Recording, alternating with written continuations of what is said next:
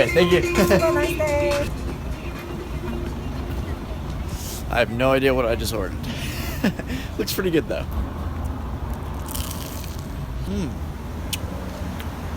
Like a corn dog.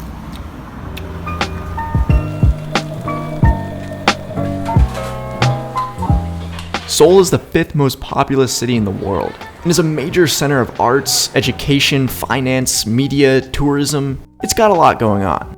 But despite all of its modernism, it has a thriving street food scene, hip underground music bars, and ancient religious pagodas that are centuries old. I decided to spend some time in this city to really get to know the people and find out what it was all about. Here are 10 of my favorite ways to experience the city of Seoul. Okay, so right now we're at the Noryang fishing market. Okay. Get some sashimi. And since the prices can be haggled, I brought someone who actually knows Korean. Hopefully we'll get a good price. The Noryang fish market is famous in Seoul. It's home to hundreds of stalls that sell fish so fresh it looks more like you're in an aquarium than you are at a fish market. It's open every day from 1:30 in the morning until 10 at night, and if you visit you'll probably stand out because it's mostly locals here.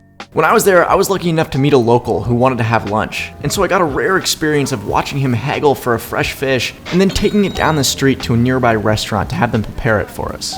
Can't get more authentic than that.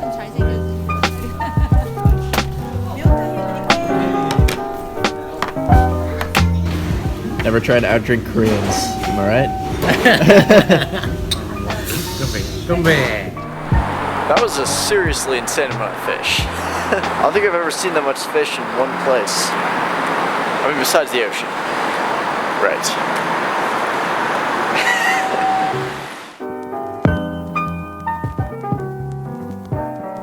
Number 2. Bukchon Hanok Village. Look at this, it's literally 30 degrees right now. But it feels like 25. That's cold. Everyone's trying really hard not to slip on the ground. So one of the things that I love about Seoul is the juxtaposition between modern and old. And Bukchon Hanok Village is the perfect example of that. It's made up of hundreds of traditional style Korean houses, nestled in a little neighborhood in the center of the city.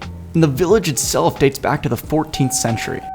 Today it's packed with dozens of family-run shops and restaurants, and it's the perfect place to get lost for an hour or two in, just walking around and absorbing the culture. Bukchon Hanok Village is a quiet little neighborhood full of traditional style houses, hipster shopping, street food stalls. It's a really cool area, and I would say more except for it's so cold that my mouth is getting numb and it's difficult to talk. Oh man, I need a hat.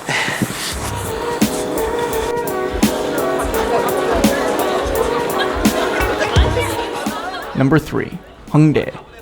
Hongdae is the university district of Seoul and is widely known for its mouth-watering restaurants and underground music venues.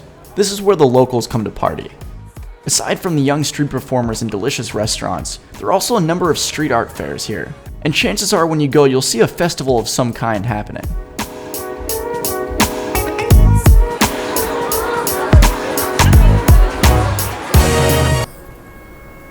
I don't know why, but something about that picture makes me laugh. Probably how goofy that guy looks.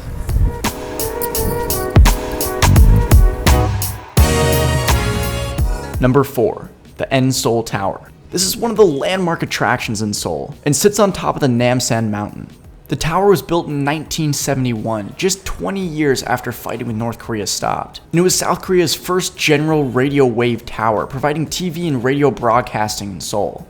Now the most common way to get here is to take the Namsan cable car, and costs about 8,000 won round trip. Now you can go up to an observation deck in the tower, but I don't think it's really necessary because the views from the bottom are just as good. I chose to go at night to try and avoid the crowds, and I think it was the right call, especially because during the day the city can be obscured by haze or smog.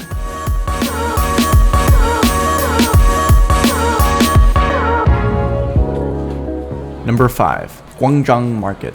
Alright, so now we get into my favorite part of traveling, and that is food. And South Korea is off the charts in terms of street food.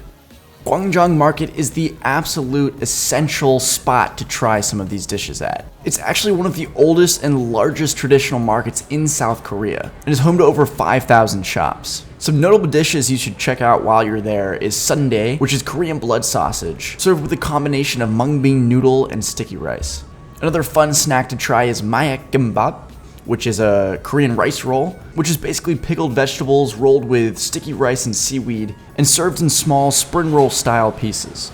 The name is actually translated to mean narcotic rice rolls, and just to be clear, that's just because of how extremely addictive they are to eat. Doesn't mean there's any actual narcotics in them.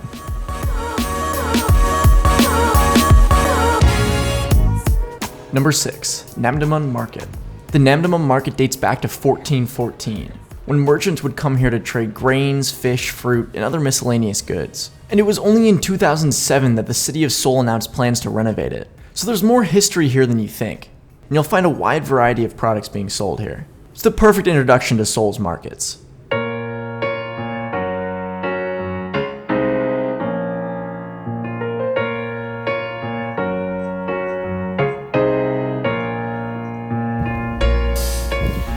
I don't know much about the Korean War, so I'm pretty excited for this one.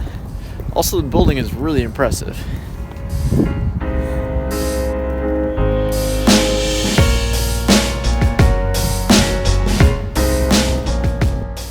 The Korean War lasted 3 years, from 1950 to 1953, after North Korea crossed the 38th parallel into South Korea with the support of China and the Soviet Union.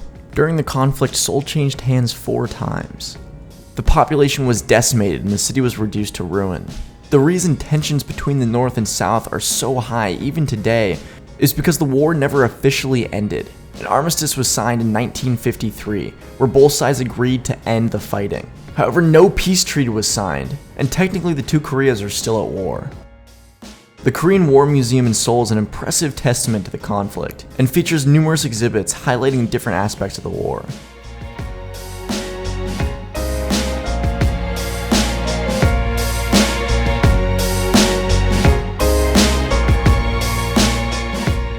Number 8. The Jogeza Buddhist Temple. This temple is the center of Buddhism in Korea. And during the Japanese colonial invasion from 1910 to 1945, the temple remained a symbol of resistance to Japanese efforts to suppress Korean Buddhism. The temple is still active today, and as you walk around, you're likely to see people bowing their head in prayer, and monks wandering the grounds. It's a great way to get away from the chaos of the rest of the city for a while.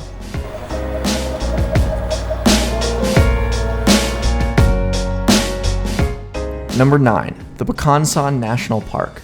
Bukhansan consists of 3 main peaks, the tallest of which is 2,744 feet, or about 830 meters. In addition to dozens of hiking trails that wind their way through the mountains, there's also the Bukhansan Fortress, that was first built in 132 AD to protect Seoul from foreign invaders. During the Korean War, it was substantially damaged, but it was recently reconstructed. Now it's one of the most well-preserved forts in Korea. Oh, and did I mention how insane the views are from up here?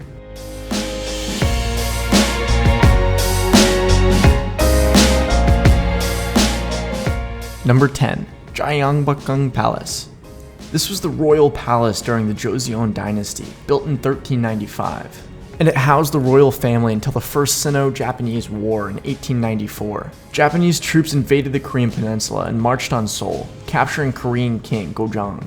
And after occupying the royal palace, systematically destroyed it. It has been gradually reconstructed to its original form, and has since been open to tourists. It's an important symbol of the previous Korean kingdom.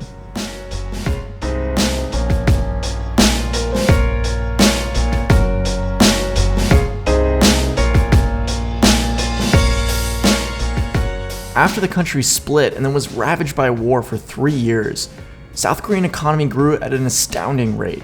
The people's resolve to get back up and keep fighting is really what makes this country so awesome. I mean, today it's the 7th largest economy in the world, not forgetting the fact that some 70 years ago the country was almost completely wiped out. There's more to this place than meets the eye.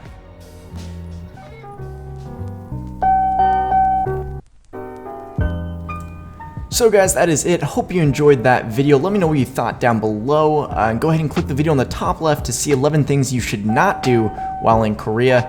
And click the video on the bottom left to see what you should do while in Tokyo, Japan.